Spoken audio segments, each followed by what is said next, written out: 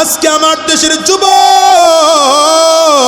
দুঃখে কলিজা ফেটে যায়।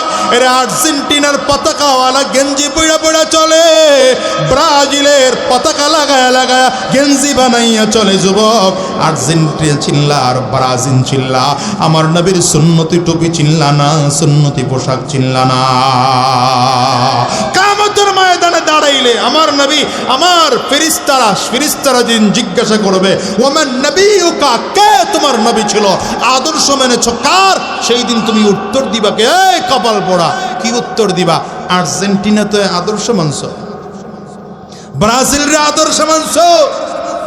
আজকে রাত্রে বল খেলা গেছে, হ্যাঁ দেখছেন কইসি পরে লাভ দিয়ে উঠছে, হো হো নিয়ে এখন চিন্তাই এটা। সব চিনেছ, কোরআন চিনো নাই, কোরআন চিনো না। এমন এখনকার যুবকেরা, এখনকার ছোট ছোট বাচ্চাগুলো মেসি কারে কয় চিনে না, রোনালদো কারে বলে চিনে না, শাকিব খান কোনটা চিনে না, শাকিল খান কোনটা চিনে না, শাহরুখ খান কোনটা চিনে না। মায়ের কাছ থেকে শুনে শুনে চিনছে, বাবার কাছ থেকে শুনে শুনে চিনছে। কথা বলেন না কেন? এই ছোট্ট বাচ্চা মানুষ, 5 বছরের বাচ্চা, 6 বছরের বাচ্চা চিনে না শাকিব খানের অভিনয় কেমন, শাহরুখ খানের অভিনয় কেমন। মা দেইকা নাচে আর তালে তালে হাততালি দেয়, আর কয় দেখছো শাকিব খানের মতো অত অভিনয় কেউ করতে পারে না, শাহরুখ খানের মতো অভিনয় কেউ করতে পারে না। মেসির পিটানি অনেক ভালো, কথা কয় না কেন? রোনালদো একটা পিটাইলে ছক্কা হয়ে যায়। মায়ের কাছ থেকে শুই না রোনালদোরে চিনছে। আমি আমার এই পর্দার আড়ালের মাদেরকে বলবো, আমার যুবক ভাইদেরকে বলবো, আহারে তোমার সন্তানকে তুমি মেসি চিনাইলা, রোনালদো চিনাইলা, বড় আফসোস মদিনার নবী চিনাও না। কথা চিনলে বলো ঠিক কিনা?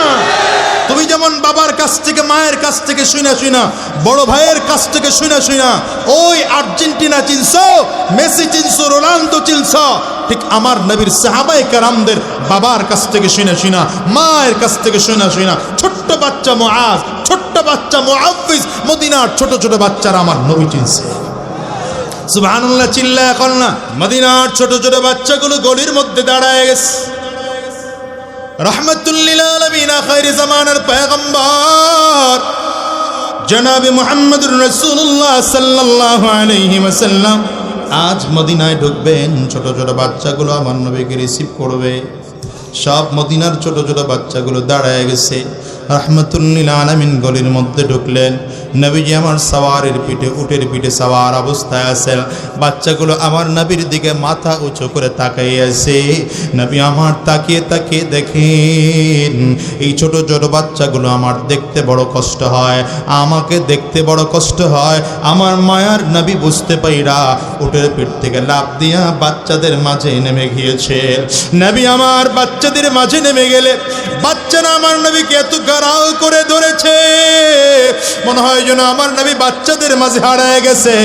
কেউ তো আমার নবীর জামা ধরে ধরে টানে, কেউ তো হাত ধরে ধরে টানে, কেউ আমার নবীর গায়ের কাছে ঈশা মিলে যায়, কেউ আমার নবীর হাত ধরে চুমা খায়।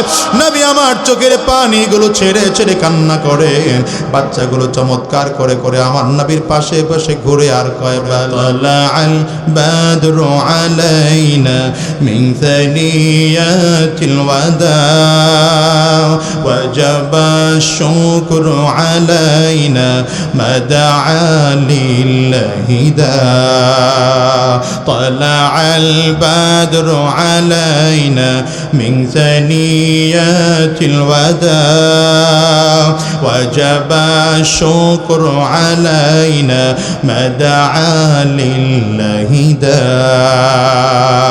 আইয়ুহাল মাবউসু ফিনা জিতা বিল আমলিল মুতা জিতা শাররাফতাল মাদিনা মারহাবান ইয়া খায়রাদা।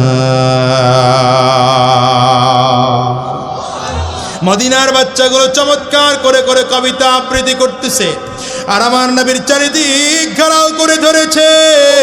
রাসূল আরবি চোখের পানিগুলো ছেড়ে কান্না করেন আর ডাক দেন, পয়গম্বর রাসূল আরবি মদিনার বাচ্চাদের মাথার উপরে হাত দিয়ে বললেন, এরে মদিনার ছোট ছোট বাচ্চারা, আজকে তোমরা আমার এত মহাব্বত করো, তোমরা কি জানো আমার আত্মীয় স্বজনরা আমার মক্কা থেকে বিতাড়িত করেছে। আমার আপন ভাই, আমার চাচাতো ভাই, কলিজার টুকরা ভাইয়েরা আমার মদিনার জমিনে থাকতে দেয় নাই। আমার আপন চাচা বাবা সমতুল্য এরা আমারে মদিনায় থাকতে দেয় নাই, আমারে মদিনার থেকে বের করে দিয়েছে। এর মদিনার কচি কচি বাচ্চারা, আজকে তোমরা আমার এত মহাব্বত করো, জীবন ভর এমন মহাব্বত আমায় তোমরা করবে নি। মদিনার বাচ্চাগুলো বলেন, পয়গম্বর আমাদের জীবন চলে যাবে, জীবন আমাদের থাকতে আপনার যাররা পরিমাণ ক্ষতি হতে দেব না।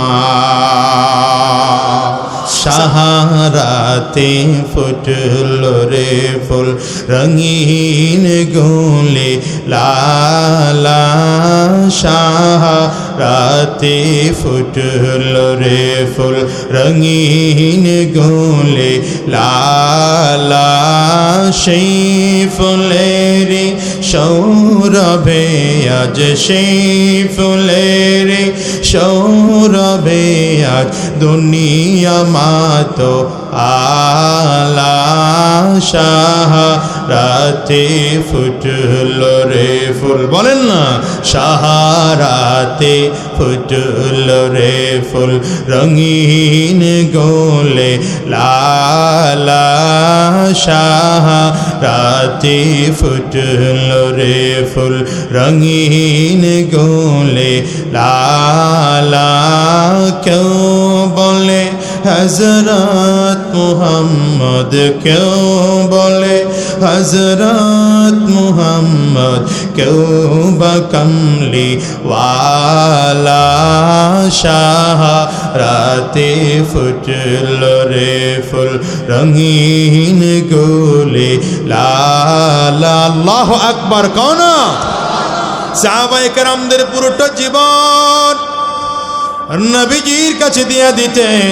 এই জন্যই তো আবু হুরায়রা রাদিয়াল্লাহু আনহু যখন নবীজি আমার ভাগ করে দিলেন সাহাবায়ে কেরামদেরকে, মসজিদে নববীতে দুই দল সাহাবীরা ছিল, একদল মুহাজির, একদল আনসার।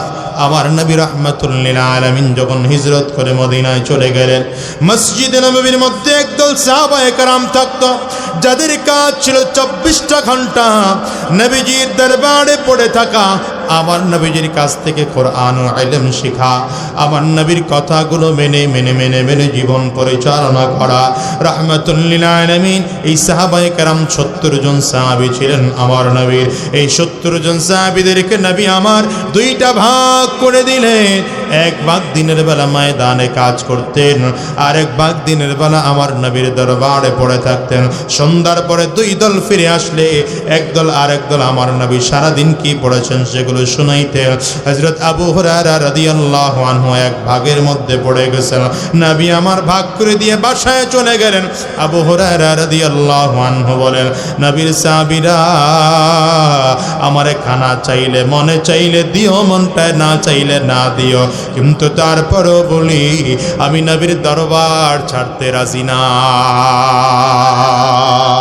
আমারে যদি তোমরা খানা না দাও না খেয়ে থাকবো, খানা দিলে খাবো, না দিলে না খাবো, কিন্তু নবীর দরবারে এত মজা।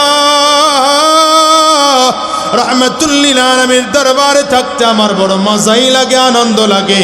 নবীজির দরবারে যতক্ষণ থাকি ততক্ষণ আমার কোনো ক্ষুধা লাগে না, ক্ষুধার অনুভূতি হয় না, বরঞ্চ নবীর কাছ থেকে ইলম শিখতে পারলে আমার কলিজা ভরে যায়। আল্লাহু আকবার। চিৎকার করে বলুন আল্লাহু আকবার।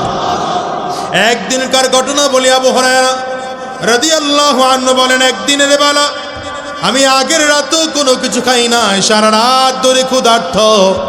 দিনের বেলায় আমি রাহমাতুল লিল আলামিনের পেছনে ফজরের নামাজ পড়েছি। নামাজ শেষ হয়ে গেল, আমার নবী মিম্বরের মধ্যে বসে বসে আলোচনা করলেন। আবু হুরায়রা রাদিয়াল্লাহু আনহু বলেন, আমি আমার নবী রাহমাতুল লিল আলামিনের আলোচনাগুলো মনোযোগ দিয়ে শুনছি। আপনাদের আমাদের মতো মনোযোগ না, সাহাবীদের মনোযোগে পার্থক্য আছে। আপনার আমার মনোযোগটা কেমন? হুজুর ওয়াজ শুরু করুক, এরপরে মাহফিলে জামুনে আইতেছে তো আস্তে আস্তে, কথা কয় না। এই যে আজকের মাহফিলও দেখবেন অনেক মানুষ আছে কয়েক কুয়াকাটা হুজুর আইতে অনেক দেরি আছে, আর আজাদি শব্দ হয় চেয়ারম্যান মানুষ কি এর আলোচনা করব, কথা কান থাকে যেমনে আরো পরে জমে নাই, এখনো জমে নাই, নাই নাই নাই। আমাদের আলোচনার ধরন হলো এমন, আমরা শ্রোতাও যেমন বক্তারাও তেমন। এই জন্য বক্তা শুরুতেই বৈশা চিন্তা করে সুর দেব কখন, আর শ্রোতার সুর চিন্তা করে হুজুর এখন ওয়াজ শুরু করে না কেন, মানে যতক্ষণ সুর দেওয়া হয় না ততক্ষণ ওয়াজ হয় না। অথচ সাহাবায়ে কেরাম যদি আমার নবীকে পাইতো, জানেন পরিস্থিতি কেমন ছিল? সাহাবায়ে কেরাম যখন আমার নবীকে পাইতেন আর আমার নবী আলোচনা করতেন, সাহাবায়ে কেরাম চাতক পাখির মতো তাকায় থাকতো। একটা পাখি সাহাবায়ে কেরামদের সিনার উপরে কাঁধের উপরে বসলে পাখির টের পাইতো না জীবিত কোনো মানুষের উপরে বসছি না মরা কোনো কাঠের উপরে বসছি। আপনার আমার মনোযোগে কত ব্যবধান। আবু হুরায়রা রাদিয়াল্লাহু আনহু কেমন মনোযোগ দিয়ে শুনছেন, নবীজি যা যা বয়ান করছেন হুবহু অক্ষর টু অক্ষর, হরফ টু হরফ, কি কথা বলেন না কেন, প্রত্যেকটা শব্দ বাই শব্দ পৃথিবীর মানুষকে শিখায় গেছেন। পৃথিবীতে যত বড় মুহাদ্দিস হোক, আবু হুরায়রা রাদিয়াল্লাহু আনহুর হাদিস ছাড়া কেউ মুহাদ্দিস হতে পারে নাই। কত মনোযোগ ছিল। আবু হুরায়রা রাদিয়াল্লাহু আনহু বলেন, ফজরের নামাজের পরে বড় মনোযোগ দিয়ে নবীজির আলোচনা শুনলাম। চমৎকার করে আমার নবী আলোচনা করলেন, রাহমাতুল লিল আলামিন আলোচনা করে মসজিদ থেকে বের হয়ে গেলেন।